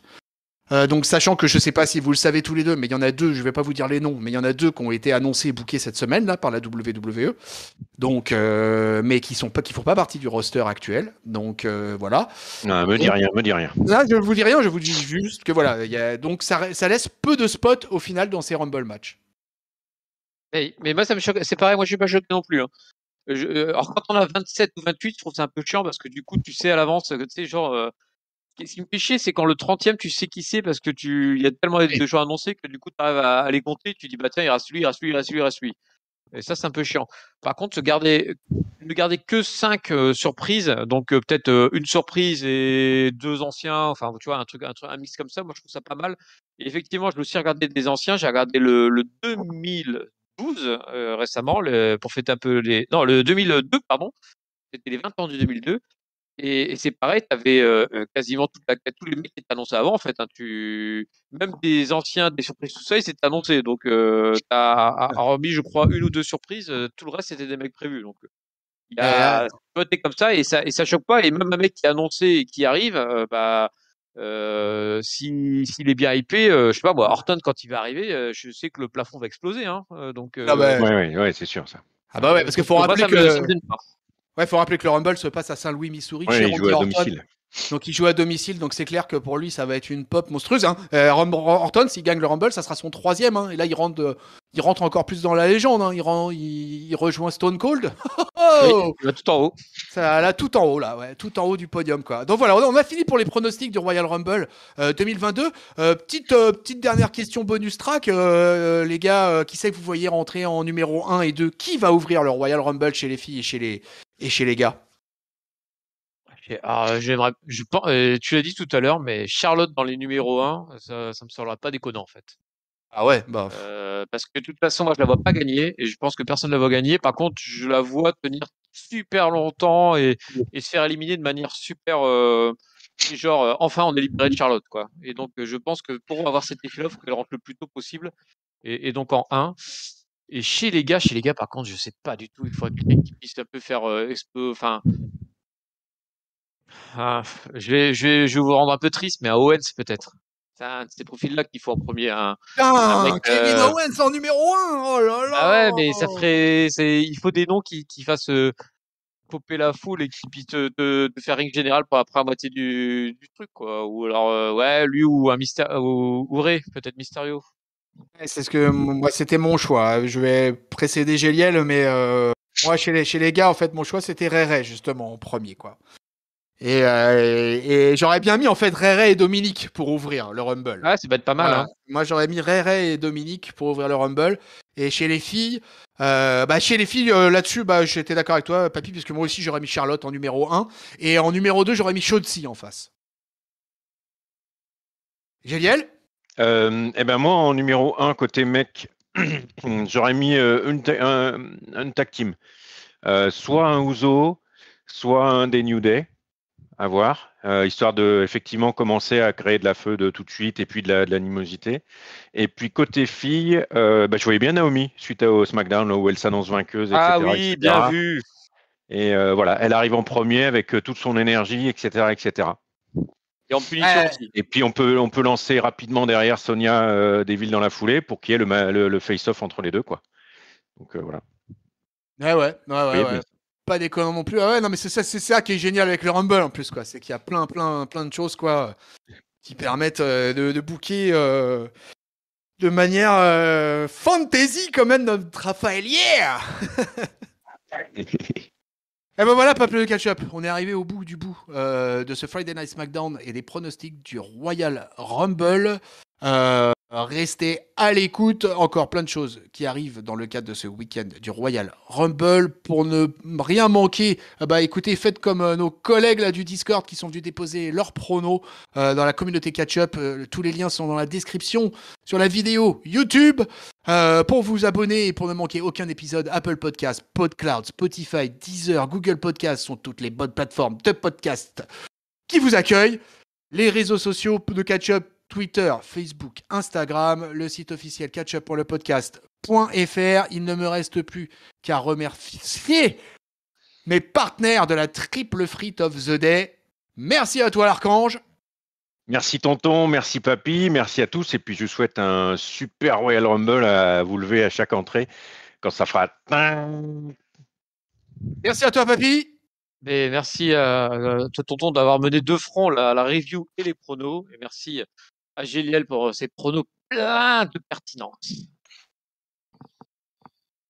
Eh ben écoutez, moi je vous remercie tous les deux de m'avoir accompagné dans cette review de Friday Night SmackDown 1171. On vous souhaite une bonne semaine pleine de catch, peuple de catch-up. On vous souhaite surtout un énormissime Royal Rumble Pay-Per-View 2022. On vous fait les bisous, on vous fait les cordes à linge. Plein la face. Salut Juliel. Salut tonton, salut papy. Salut papy. Salut Géliel, salut Dandon, salut à tous. Et salut peuple de catch-up.